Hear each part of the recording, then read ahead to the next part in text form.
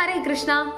നമ്മുടെ ഇതിഹാസമായ മഹാഭാരതത്തിൽ യുധിഷ്ഠിരൻ, അതായത് പഞ്ചപാണ്ഡവരിൽ മൂത്ത ആളായ യുധിഷ്ഠിരൻ സ്ത്രീകളെ എല്ലാവരെയും ശപിക്കുന്നുണ്ട്. അദ്ദേഹത്തിന്റെ ശാപം എന്ന് പറയുന്നത് ഇങ്ങനെയാണ്: ഇനി ലോകത്ത് ഒരു സ്ത്രീക്കും ഒരു രഹസ്യവും മനസ്സിൽ സൂക്ഷിക്കാനുള്ള കഴിവ് ഉണ്ടാവരുത് എന്നതാണ് ആ ഒരു ശാപം എന്ന് പറയുന്നത്. ആ ശാപത്തിന് പിന്നിൽ ഒരു വലിയ കഥയും. കുരുക്ഷേത്ര യുദ്ധത്തിൽ കർണന്റെ മരണശേഷമാണ് പഞ്ചപാണ്ഡവരെല്ലാവരും അറിയുന്നത് കർണൻ ഇവരുടെയൊക്കെ ജ്യേഷ്ഠനായിരുന്നു എന്ന്.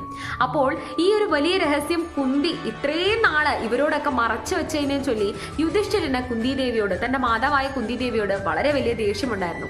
ആ ഒരു ദേഷ്യത്തിന്റെ പരിണിത ഫലമായിട്ടാണ് യുധിഷ്ഠിരൻ സ്ത്രീവർഗത്തെ മുഴുവൻ ഇത്തരം രീതിയിൽ ശപിക്കുന്നത്. അതായത് ഒരിക്കലെങ്കിലും കുന്തി മാതാവ് യുധിഷ്ഠിരനോടെങ്കിലും അതായത് കർണൻ അദ്ദേഹത്തിന്റെ ജ്യേഷ്ഠനാണ് എന്ന് അറിയിച്ചെങ്കിൽ ഈ യുദ്ധം തന്നെ ഒരു പക്ഷെ ഉണ്ടാവില്ലായിരുന്നു, അല്ലെങ്കിൽ കർണന് ഇത്തരം ഒരു മരണം സംഭവിക്കില്ലായിരുന്നു എന്നത് യുധിഷ്ഠിരൻ കുന്തിദേവിയോടായിട്ട് പറഞ്ഞൊരു കാര്യമാണ്.